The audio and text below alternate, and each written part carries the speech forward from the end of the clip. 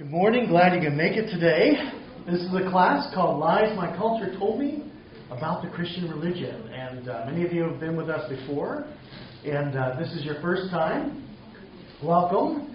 The point of this class is we're talking about myths that have to do with the Christian religion that our culture tells us. And we're doing some debunking in this class. We've talked about the Crusades, the Inquisition, and many other things, and I've learned that there's a lot of lies out there that have specific origins. And today we're going to talk about lies about Darwin, evolution, and a lot to do with the concept of race. Where does the concept of race come from? Is there any scientific truth to the idea of race? And how has this concept been used for good or for ill? And this has to do with Darwin, so I thought it'd be a good time to talk about today. First question we'll be asking is, did the church ever persecute Darwin? David Mills, who's our favorite guy to pick on, best-selling atheist book of a while back, before Richard Dawkins' God Delusion. It was number one. But Mills tells us, in characteristic David Mills style, that in 1859, British naturalist Charles Darwin published the historic volume, The Origin of Species. 1871, published another work, The Descent of Man. Since that time, Darwin has been despised, misrepresented, and unethically vilified by the world's Christian clergy. True or not is the question, right? Are there any exceptions to this? Were there any Christian clergy that liked Darwin or didn't vilify him? We could say, okay, what was the deal with Darwin? Was he so afraid, was he literally afraid for his life to publish his views, as some would tell us? Ernst Mayr is a biologist, not a historian of science, but he likes talking about these stories of Darwin and how Darwin was afraid for his life to publish, and the persecution of the church and the role of Christianity in this.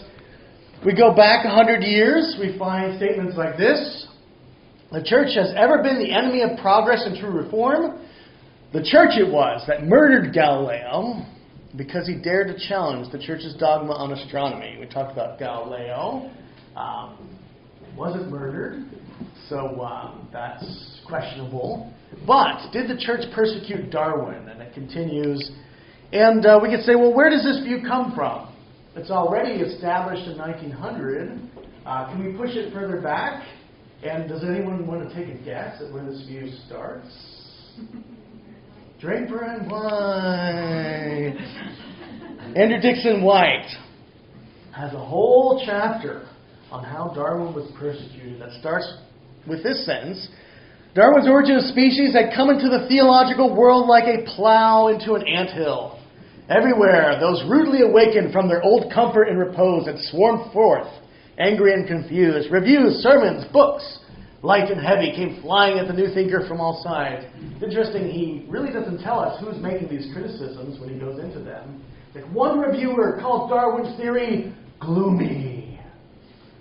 Okay. Right? I'm thinking, where are the attacks? This is your own age. Who's physically attacking him? Right? And there's lots of rhetoric. But when you actually read what he says, even that, you're thinking, this isn't really that bad. Right? Are these the best examples? Are there no good examples? Or who are we even talking about? You're not even giving us any names. Right? And so we will talk about how people responded to Darwin. We'll talk about what they didn't say, what they did say. And we'll talk about some other things as well. One thing we often hear of is that Darwin was attacked, and so we can look at some actual historians of science. John Van Wy, who's a Cambridge historian of science, says the largest archive of Darwin original sources online. He's a Darwin scholar who has spent his life getting Darwin's original writings to the public.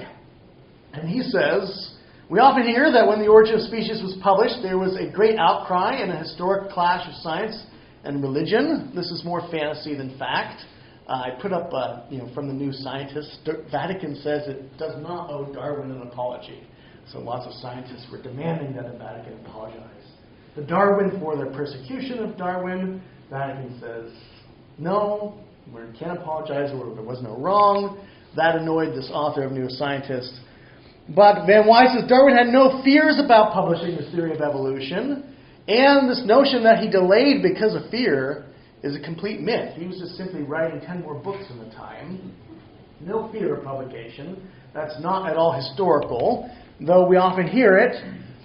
So we could talk about other myths. Well, what about his theory? Was his theory something that completely undermined Christian views of species? Was this idea of transmutation or evolution of species, right, that one species changes to another, was this something against Christian dogma, as we hear from folks, like here's Ernst Mayr again, writing in a book called The Growth of Biological Thought. Ernst Mayr is a well-known biologist, but not a historian of science by trade. But he says, with the expansion of the Christian religion in the Middle Ages, and especially with the advent of the Protestant Reformation, the fixity and complete constancy of species now became a firm dogma. Fixity of species, but what he means by that is that one species does not change into another. Species are fixed. One species will stay the same, and you'll never have transmutation of species. A literal interpretation of Genesis required the belief in individual creation of every species of plants and animals on the days prior to Adam's creation. The species, thus, was the unit of creation. So this is an interesting idea, and maybe you've heard this, maybe you haven't. As one of the things I studied as an undergraduate and also the philosophical side in graduate school was biology. And I heard this a lot, this idea that Christians always believed the species was the unit of creation, and this just seemed to be out there everywhere. So when I first read that this wasn't the case, I thought, well, really? How could it? But Ernst Mayr says it. And Ernst Mayr came to my class and talked to us, and everyone cheered. And he's such a renowned biologist. How could anything he say be untrue? But Ernst Mayr isn't a theologian. He's not even a Christian. Why is he talking about the Bible? Why is he talking about history? Right? He can give us a good definition of species, but is he right about this other stuff? Well, what's the truth? We can go to a historian of science who talks about species, actually has a whole book on species and the historical concept of species. And here's Mayr again. The Christian doctrine of fixity of species was a key barrier to overcome if the concept of evolution was to flourish. So once again, Christianity is in the way of Darwin. You've got to get rid of Christianity for Darwin's theory to even have a chance. And what do historians of science say? Well, John Wilkins says the idea that species were universally thought to be fixed prior to Darwin is simply wrong. Many creationist thinkers of the classical period, that means the early church fathers, through the 19th century, the time of Darwin, thought that species could change. Well, isn't that interesting? Right? Mayr is wrong. Here's a historian of science saying why he's wrong.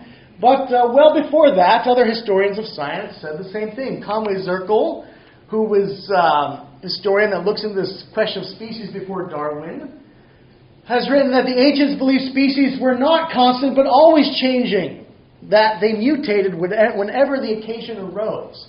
He talks about the word specious, right? And species. Is there a similarity? Is there a root, a connection between species and species? Okay. Verification. I didn't put up there because I want to check with Rich first. And whenever anyone says something about linguistics, I'm like, okay, you're a historian of science, not a linguist. Check with Rich. So that is true. Specious, right? Well, you can't really depend on someone who's specious, right? Species, can you depend on them? Well, there's a root there, and this is what the ancients thought. The original concept of species, says Zirkel, bears a very close resemblance to our concept today, post-Darwin. So the ancients used to believe species changed, and then Darwin had to reassert that. Over and against whom? Who was he arguing against? Who believed species were fixed? Well, the answer to that is Linnaeus, Carl Linnaeus, the archetypical human being according to the Linnaean classification system. That's what we should all look like. I don't think he chose himself. It was chosen in his honor, so that's not on Linnaeus. But species fixism, though, at the time of Linnaeus, was a progressive scientific development. Linnaeus studied species and found they were pretty constant. They didn't change very easily. So he was actually undoing this idea of species being very changeable in his work. So Linnaeus was actually onto something by promoting this idea that species don't always change. And by the time of Darwin, this became established within the scientific community. So, but it was hardly a generation old, a couple generations by the time by the time Darwin wrote. But when Darwin was born, this was a pretty new idea, that species don't change. Biologists had not always believed species were stable, and the idea that species had to remain exactly as they had been created was relatively new when Darwin was around. So it's interesting, you have something a couple generations old, species don't change. And then Darwin goes back to the more ancient view with a different scientific perspective. Right? So these myths about Christians always being against transmutation of species, or that everyone thought species never change, right? They're completely ignorant of the history of science and the history of species. Right? You're looking at something that became established with Linnaeus, and you're projecting it back into the ancient world in a way that never existed. In a longer version of this class, I have a long quote from Aristotle. I was going to ask you, who do you think said this? Because he talks about the continuous, gradual changing, where you can't tell where one species becomes the next. Right? And it looks like something Darwin would write, but it's actually Aristotle. So, this is what's called the fact of evolution, the fact of the change of species over time. And this is a fact, as an observation, that has been known for a long time in different ways, right? You could say, well, not 100% as we look at the fossil record, but the fact that species have a continuity, whether you call it the great chain of being, or whether you think that there's some sort of permeability between them, this idea has been around for a while. But this doesn't talk about why this is the case. That's the mechanism of evolution. So the mechanisms of evolution want to talk about how such changes appear. Why do species change when they change? People knew that plants would change, sometimes through something called hybridization. Right? If one plant mates with another plant that looks different, you can get something different. And all the way back to Theophrastus, who was Aristotle's successor, people saw this was the case. But what's the mechanism? What causes the change to occur? These are two different things. Sometimes you hear evolution's a fact. If someone's using that phrase responsibly, what they mean is forms of life change over time. And we can say, well, who discovered the fact of evolution? We talked about this individual last week. Nicholas Steno, father of stratigraphy, Catholic saint and bishop. Science and religion were both very important to him. Discovered the progression of fossils changing through time. He argued that fossils were animals, the remains of ancient animals, and when you look in the different layers of fossils, that life forms change through time, and this is evolution. This is the fact of evolution. For him, evolution was directed by God. It proved Genesis was right over and against Aristotle. Aristotle said, Earth is eternal, it has no real history. This is something we talked about last week, if you remember. And Steno's saying, no, Earth has a history. This proves Genesis is right. And as long as you assume that the top layers are younger than the bottom layers, then you have a history of life in the layers of the fossils, and we see that things change over time. He argued that these fossils were animals that once lived, argued for an ancient Earth, and again, he was an extremely devout person, so much that he's a local saint. So we come up with something called the principle of faunal succession. That's something that Steno gives us. And what this looks like is if you look at this diagram here, these are fossil layers. This is the most recent. Top layer, you can say how far do human fossils go down? And you say, okay, well, they disappear somewhere in the tertiary. Right? So what does that mean? What about birds? So they disappear in the Jurassic. Mammals disappear in the Triassic, and so on.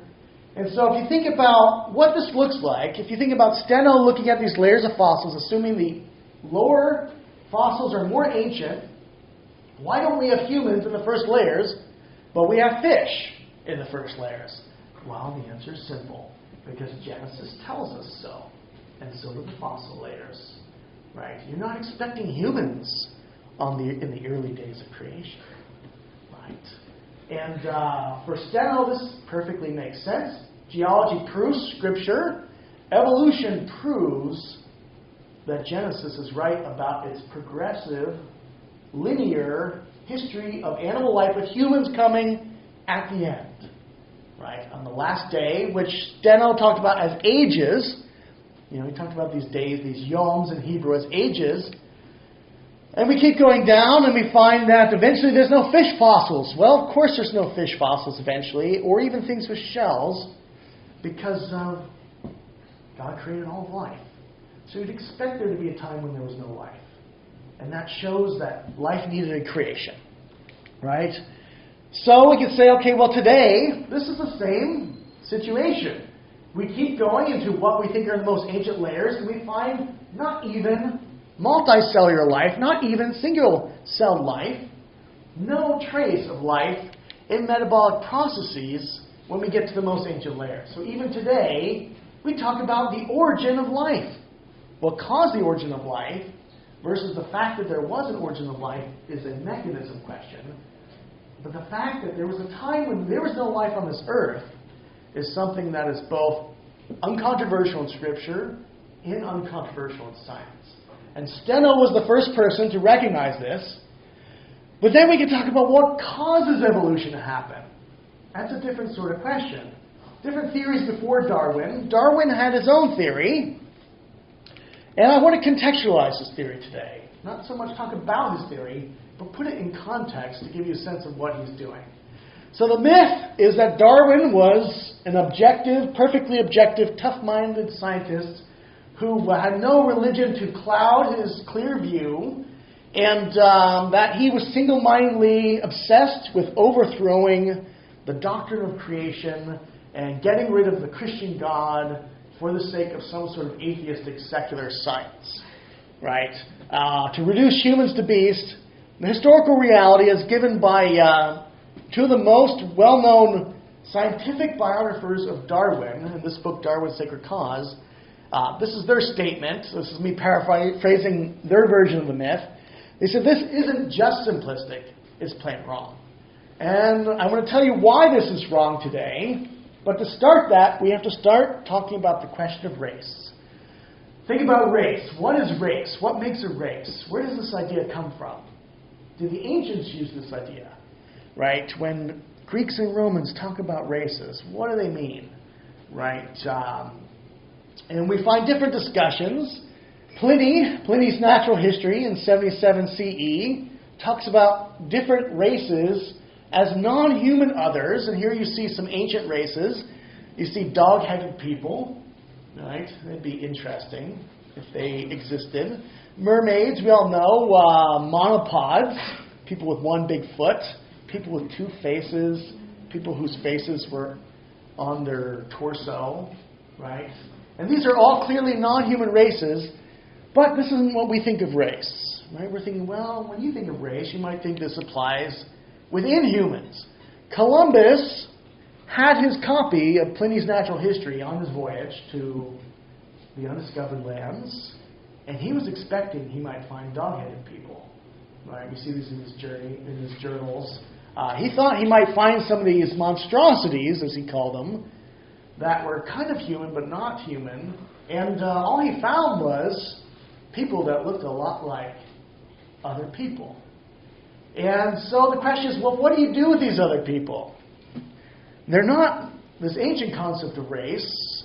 Are they people just like Columbus? Are they people just like the people everyone knows?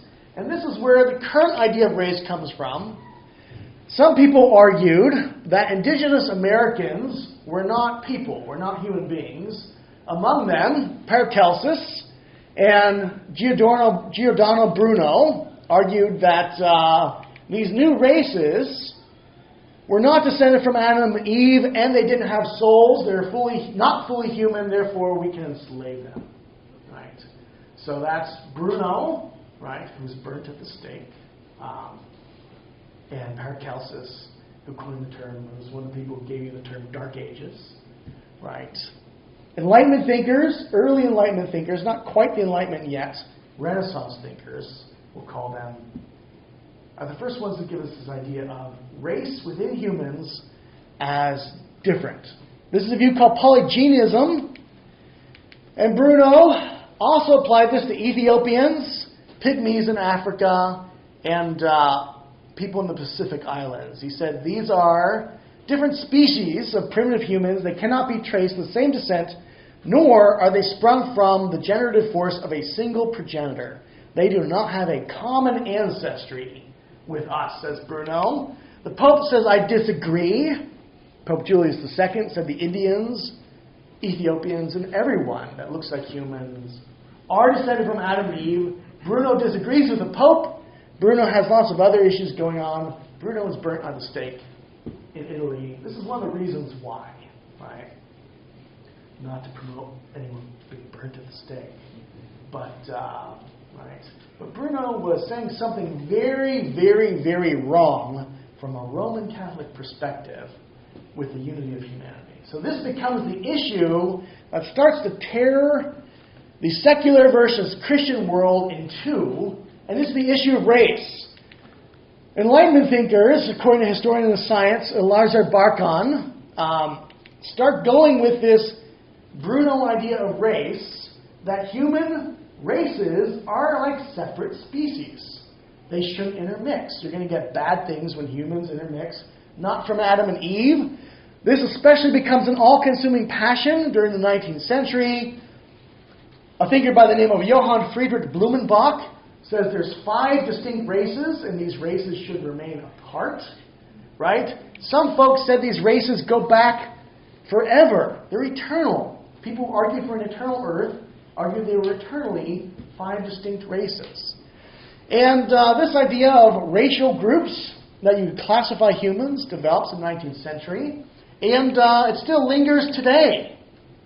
This is a view called polygenism. Assumes very deep racial distinctions, that humans originated as separate races. In the time of Darwin, people are arguing, yes, if there was any origin of humans, they're as separate races, not from Adam and Eve.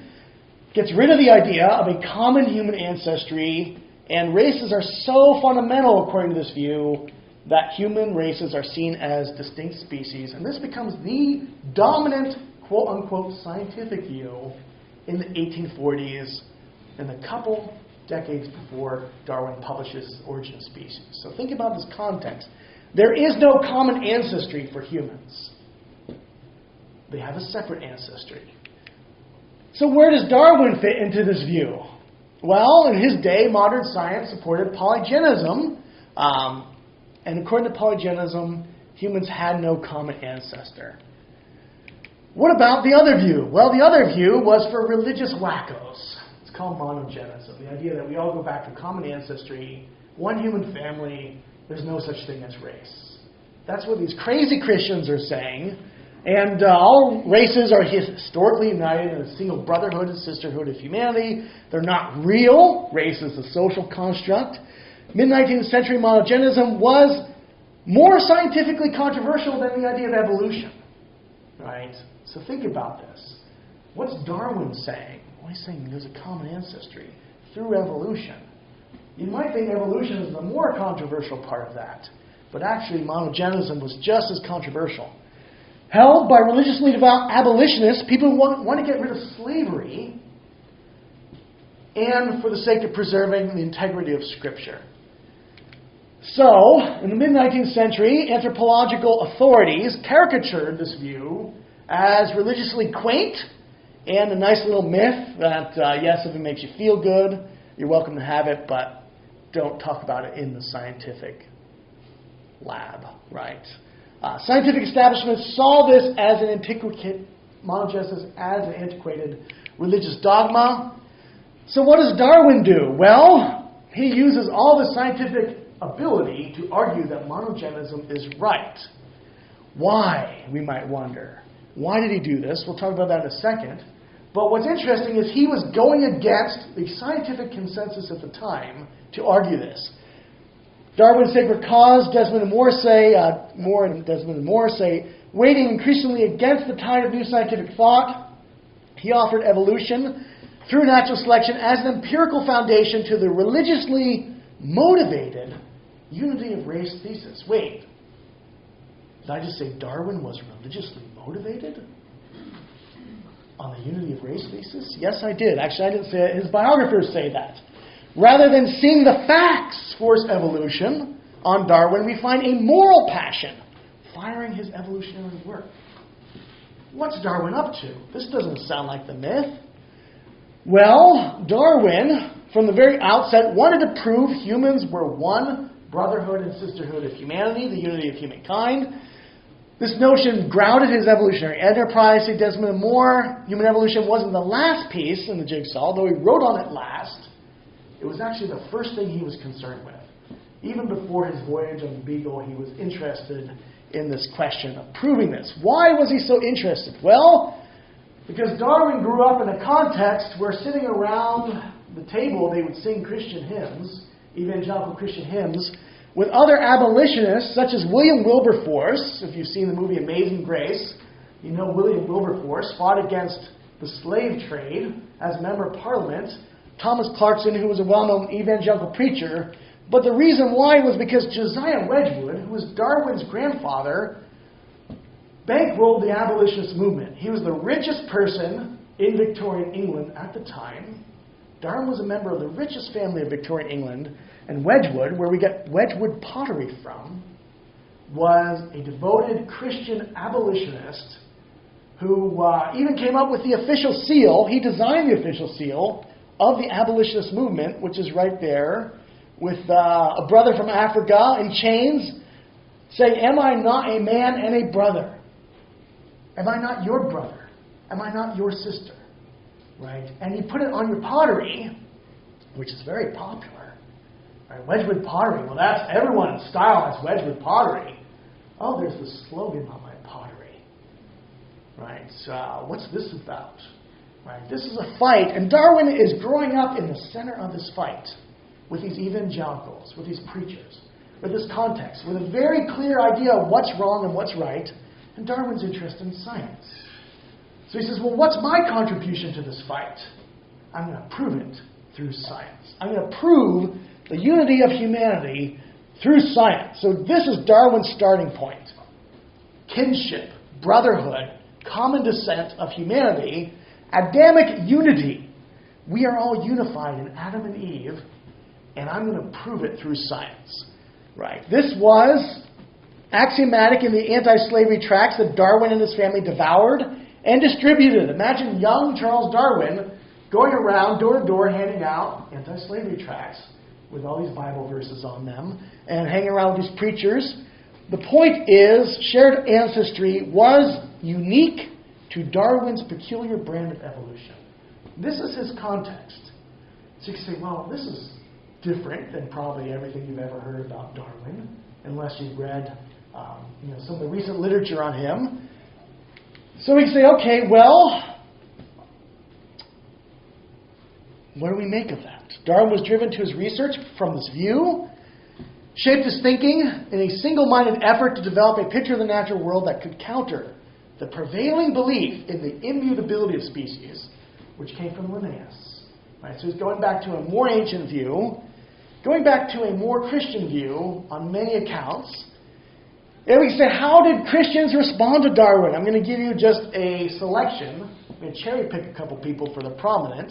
Cambridge professor and preacher Charles Kingsley was so well acquainted with Darwin that Darwin wanted him to review a pre-release copy of his Origin of Species to give him his feedback before Darwin let it hit the presses.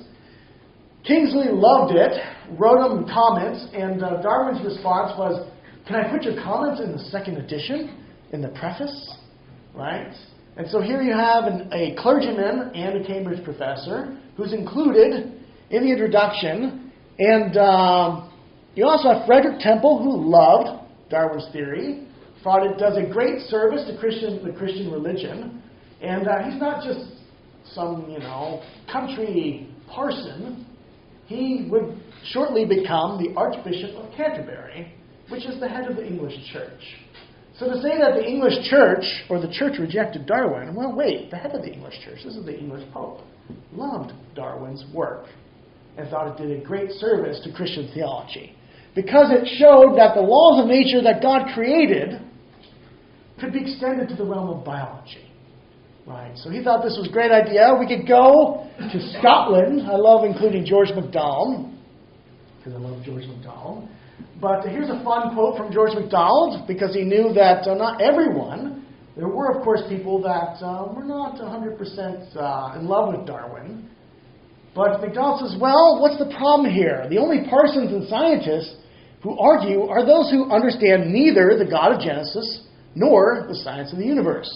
The parsons make God too small to make use of science. The scientists make science so big, they think it can function without God's having given it life. Both are wrong, for they do not grasp how big God truly is. The true debate is not over evolution, but over the simple question, how big is God? Is he big enough to use any means he chooses? Right? So MacDonald is transcending the question in a certain way and asking, what is science to you in theology? What is the deeper question? MacDonald loves using evolution in his works, even theologically, but it's not through natural selection. That's what's interesting. He's talking about evolution in a moral, spiritual dimension that transcends natural selection. Not that natural selection can't play a part in that either. Right? He has no issue with natural selection, but he says if you think that's all evolution is, then you're also wrong. Right? Because it's much deeper. The universe is evolving towards God, towards Christ-likeness. That's why we're here. So there's a deep evolutionary theme in his work before Darwin even publishes. Right? MacDonald's an evolutionist before Darwin publishes. Darwin is saying kind of what's obvious to MacDonald already, but he's giving an interesting mechanism to fill out the picture. What about in America? Well, the reason Darwinism existed in America was because of an evangelical Christian who was also a Harvard professor of biology named Asa Gray. He was Darwin's preeminent disciple in America during the first decades, and he is chiefly responsible for the promotion of Darwinian evolution in America.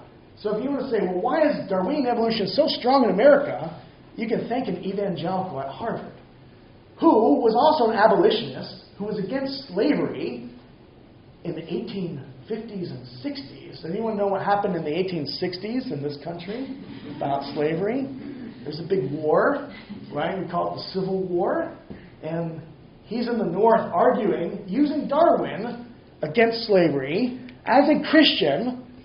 And I throw in Bryan there, William Jennings Bryan, because he was also an evolutionist up to human beings. He said, okay, animals evolve, but there's something spiritual, something special about human beings that I'm going to say there's something more. So it's not a complete continuity between human beings and what you would say are the lower animals. So you might say, okay, well then he's not a real evolutionist if he doesn't include human beings. And hold on to that for one moment, and we'll see who are the real evolutionists. One of the real evolutionists was Benjamin B. Warfield, Princeton theologian, founding father of Christian fundamentalism. We talked about him last week too. But he gave us the doctrine of biblical inerrancy, the fundamentalist doctrine, and was a pure Darwinian according to his own description. He said he has no issues with anything Darwin has written in any of his works, and he says, as someone who believes the Bible is completely inerrant, he says he sees no issue in any statement of the Bible or in Genesis 1 and 2 that need be opposed to evolution. Right? He says if humans were formed by a leap, by propagation from brutish parents, so there's some lower human form that gives rise to our higher human form, he has no theological issues with that as the founding theological father of Christian fundamentalism.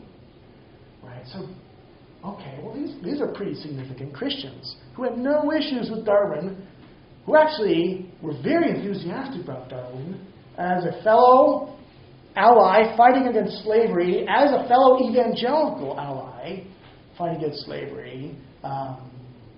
Darwin's theology, well, he's closer to MacDonald in his theology, doesn't like the Church of England so much, for certain reasons we could talk about. But who parted ways with Darwin's science? Now this is the really interesting slide, and I want this to sink in. The first one is someone who rejected Christianity early on, argued for Aristotelian eternalism, but also was argued for an ancient Earth. Enlightenment thinker Charles Lyell accepted evolution up to humans, but didn't think humans were part of the picture. Well, wait. Is Lyell, who is valorized by David Mills and Carl Sagan and others, is Lyell the same as Brian of the Scopes Monkey trial? There's no difference in their views on evolution. What about the co-founder of natural selection, Alfred Russel Wallace, who published natural selection at the same time as Darwin? Did he believe humans were evolved from non-human animals? Well, the answer is no. Certain attributes of the human mind, says Russell, notably its aesthetic, musical, and mathematical powers, defied explanation by natural selection. So he was the co-founder of natural selection, didn't think the human mind applied, and to rub salt in the wound, Thomas Henry Huxley, Darwin's bulldog, the person who used Darwin to argue for agnosticism, the person who said you can't be a Christian and a Darwinian too. You have to choose one or the other, did not fully accept natural selection as an explanation for human consciousness. So here we have the three prominent scientific defenders who are not Christians of Darwin's theory, and they're not as Darwinian as the founding father of fundamentalism. Right? There's a great irony in this. I want you to catch it.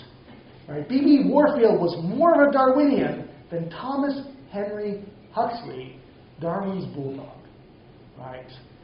Huxley also did something that, make of it what you will, but he gave us a polygenist interpretation of Darwin's monogenist theory, arguing for the irreversible differences and inequality of races.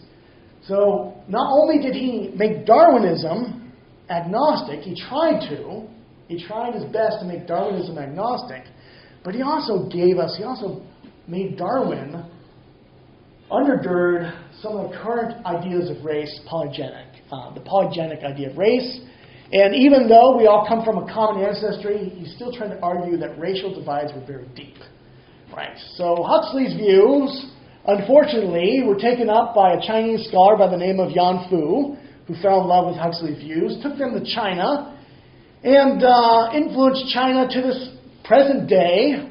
Official People's Republic of China paleoanthropology undergirds a Chinese patriotism that resonates with a folk taxonomy that understands race as evident, natural, fundamental, pervasive, omnihistorical, and biologically significant division of the world's peoples. The Chinese are not related to Africans, especially in official People's Republic of China paleoanthropology. This goes back to Huxley through Yan Fu, right? And this is still important today. If you want to read a whole book on it, The People's Peking Man. Peking Man is an early human fossil that was discovered by a Jesuit priest by the name of Teilhard de Chardin, which is an interesting story in itself. But that still shapes, this idea of race still shapes fundamentally the Chinese view of humans and human race. And it goes back to Huxley, right? So we can say, okay, well, there's a lot of racist stuff that goes back to non-Christians who use Darwin, use previous views to keep this idea of race going, that races are distinct, that there isn't really a humanity that can be unified into one family. But we can say, well, is there any truth to this? What is the issue of race in current biology? And I want to update the story a bit with some current science. We say, well, what does current science support? Monogenism, the monogenism of Darwin, or the polygenism, or sometimes called multi-regionalism, of Huxley and pre-Darwinian polygenists? The answer is Darwin wins in contemporary science in terms of unity of humanity. Common ancestry of humanity is something genetically, we are all Africans, right? We're a genetic subset of Africans. Racial differences, according to this article, are superficial. We're all Africans under our skin. We can look at what's called our mitochondrial DNA. This is DNA that comes only from our moms. It's passed down. We can see, okay, well, how does this diverge from other DNA? Does it go back to a common source? Or are we always separate? Our race is separate forever. The answer is all of our DNA comes from one woman who lived about 200,000 years ago. She's been dubbed the mitochondrial Eve. That's where all of our mitochondria come from, without exception. Our maternal lineages all go back to Africa. Arguments about exactly where in Africa, but no question that they go back to one woman in Africa. And if you have a Y chromosome, which a number of you in this room have, we can also trace them back through your fathers. Do they all go back to a common source? How long ago? Where are they? Is it somewhere else? Does the father-in-law humans come from China or America or something like that? No. Same place, around the same time. Y chromosomes all go back. And fossil evidence supports this. Right? So humans started in Africa, and all humans started in Africa. And this is the consensus. Africa is the birthplace of all modern humans from paleontological and genetic evidence. And the population goes back to about 100 to 200,000 years ago. There you can see an idea if you ever had your DNA lineage done. L1, sometimes people put L1 up here in Ethiopia, sometimes down here. But the point is some group named M, the M group, left, and the M and N groups, then everyone else comes from them, and everyone comes from Africa. Right? This is the genetic evidence. And if we look at human diversity, there was quite a surprise when folks started looking at this, because they thought, well, now we're very diverse. Maybe there is some sort of scientific basis for race, because look at this room. There's so much diversity in this room. Right? We have to be more diverse than like a group of chimpanzees that lives in one little mountainside. Right? Like the whole human race has to be more diverse than that. But the point of the data is that's not true. If you look at the genetic diversity within a group of chimpanzees on a single hillside, living less than a mile apart from one another, it is more diverse than the entire human genome. You take the two most diverse people you want and compare their genetics, and you will find they are less diverse than two chimps living a mile apart from each other. Right? The point is, our early ancestors survived an episode. This is scientists talking about. We were a tiny little population that today would have been considered an endangered species. Right? So you picture this little group of humans.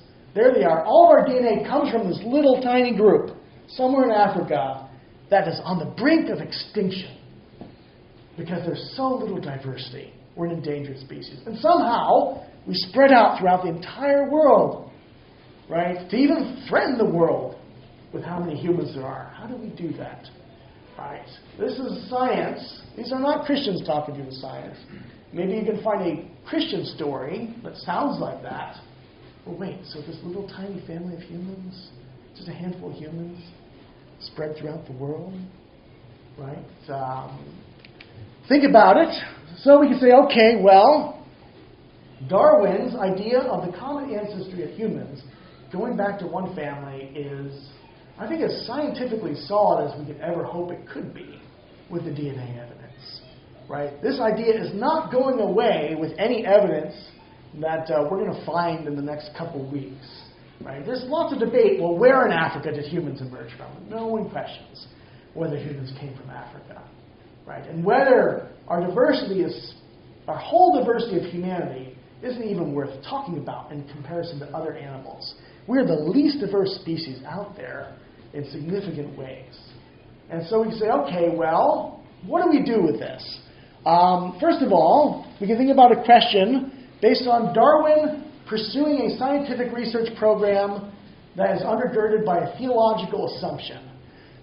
Do you think he was justified? Do you think Darwin was justified in pursuing a scientific research program based on the Christian assumption that all humans are from one family? Acts 17:26 talks about from one man, God made all of the ethne, all the races, all the nations of mankind, right? Common ancestry. And think about why. Or was he illegitimate, using a theological idea to ground a scientific research program? Well, that's how we do bad science, right? You have your theology influence your science. That's not a good thing, right? Or is it a good thing? What about when you get rid of theology and you ground science? So that's the other side of the story. Folks like Huxley and many others were explicitly getting rid of Christian values to come up with an idea of race that they thought was scientific. I would say, well, it was a theory. I'd say it's now a falsified scientific theory, right? So the idea that races are so deep and there is no human unity, I'd say, well, that was a theory. It's been falsified. So, hopefully someday we can move beyond the damage it's done. But consider how the modern concept of race is based on a now falsified science that began through a rejection of Christian values and ideas. In light of this, do you think science without religion is a good thing? Or maybe you could say always a good thing. Has this concept of race done any damage? Right? This idea that there's these races that are so distinct and that we're not one human family. Right? Has this done any damage? Think about its origins and, is this always a good thing to get rid of Christian values from science? Right? 2 questions. Questions hoping to lead you, not intended to be loaded questions as such, but to try to drive you into a discussion I hope will be interesting. Split up into groups, talk to each other, make sure everyone gets a chance to talk, go around when you start, and then we'll talk together.